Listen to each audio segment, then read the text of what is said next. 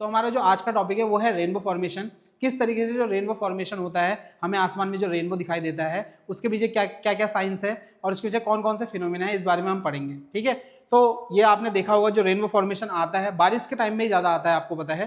तो बारिश के टाइम में ये रेनबो फॉर्मेशन इस तरीके का पैटर्न आपने देखा होगा, अलग अलग कलरफुल पैटर्न देखे होंगे।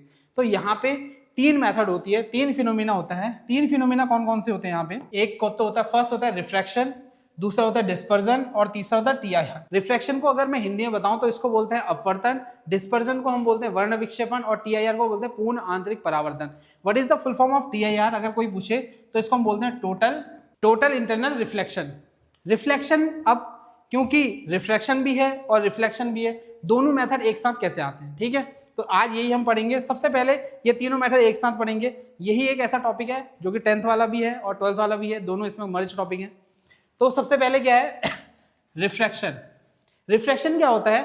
जब भी लाइट, कोई इंसिडेंट लाइट किसी डेंसर मीडियम में आती है, किसी डेंसर मीडियम में, डेंसर मीडियम जिसके पार्टिकल्स पास पास हो, तो रेयर से वो डेंसर में, अगर कोई रेयर मीडियम क्या है, जैसे मान लो हमने रेयर मीडियम में एयर, जहां के पार्टिकल दूर दूर होते हैं, वहां से लाइट आ रही है डेंसर मीडियम में, तो वो नॉर्मल की तरफ को थोड़ी सी हो जाती है, बेंड हो जाती है। इसके दो रीजन है। पहला रीजन तो ये है इसका कि जो पार्टिकल्स होते हैं डेंसर मीडियम के, वो पास पास होते हैं, पास पास होते हैं, तो लाइट को ट्रेवल करने के लिए क्या नहीं मिल पाता है? वे नहीं मिल पाता है। तो इसीलिए लाइट नॉर्मल की तरफ को क्या हो जाती है? बेंड हो जाती है थोड़ा सा। तो जैसे यहाँ पे पेंसिल दिख रही होगी आपको, ये पेंसिल थोड़ा सा अगर ऊपर से देखें तो ये थोड़ा सा बेंड हो गई है रियल में, तो इसलिए क्योंकि ये मीडियम क्या हो रहा है, इसमें डिफरेंस हो रहा है।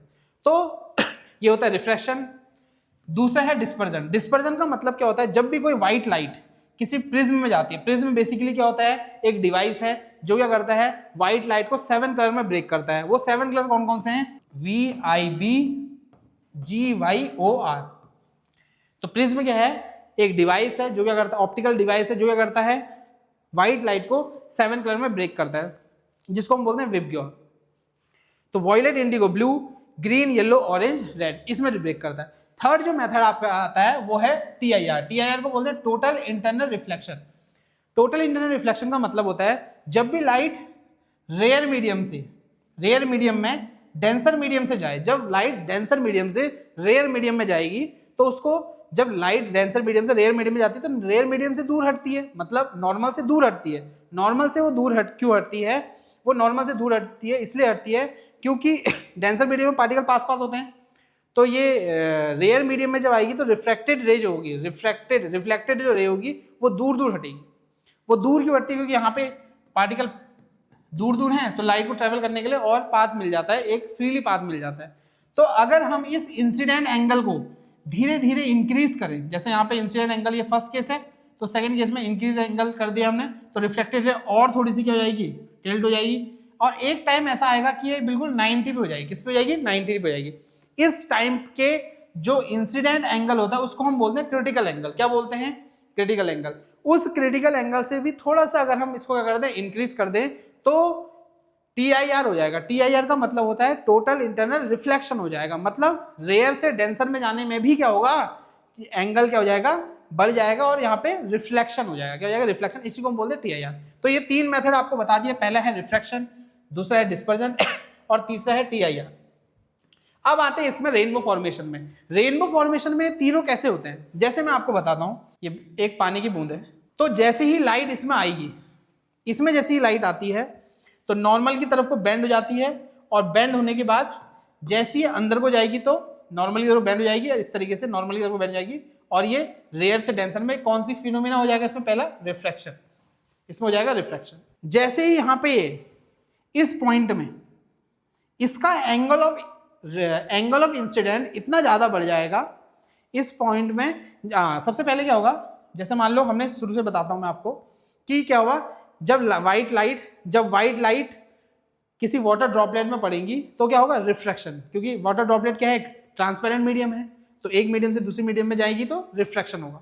तो पहला मेथड तो ये हो गया रिफ्रैक्शन। दूसरा क्या होता है? जो ये वाटर ड्रॉपलेट होती है, ये किसकी तरह बिहेव करती है? प्रिज्म की तरह, एक ग्लास प्रिज्म की तरह बिहेव करती है। ये प्रिज्म की तरह बिहेव करती है। प्रिज्म की तरह बिहेव करेगी तो ये कितने रंगों में ब्रेक हो जाती है? ये 7 रंगों में यहाँ पे क्या हो जाती है? 7 कलर में क्या हो जाती है? ब्रेक हो जाती है। 7 कलर में ब्रेक हो जाती है, जिसको हम बोलते हैं डिस्पर्जन। क्या बोलते हैं? डिस्पर्जन। तो रिफ्रैक्शन हो गया, डिस्पर्जन हो गया। दूसरा क्या होता है, जब ये इंसिडेंट एंगल इस पॉइंट में आती है, जैसी लाइट ये इस पॉइंट में आएगी तो इसका एंगल ऑफ इंसिडेंट इतना ज्यादा बढ़ गया होता है कि ये क्रिटिकल एंगल को पार कर देता है, इसलिए लाइट इसके से बाहर नहीं जा पाती है और यहाँ पे क्या होता है, TIR हो जाता है इस वाटर की ड्रॉप में। तो ये कुछ एक डायग्राम मैंने बनाया हुआ है, इसको आप देख सकते हो। रेनबो फॉर्मेशन, जैसे लाइट आ रही है तो सबसे पहला फिनोमेना कौन सा है, रिफ्रैक्शन का। यहाँ से लाइट आई है, रिफ्रैक्शन हुआ, जैसे ये रिफ्रैक्शन हुआ तो लाइट अंदर को गई। अब इस पूरी वाटर ड्रॉपलेट्स ने किसकी तरह बिहेव करा, प्रिज्म की तरह। प्रिज्म की तरह बिहेव करा तो ये कितने रंगों में ब्रेक हो गया, 7 कलर्स में ब्रेक हो गया।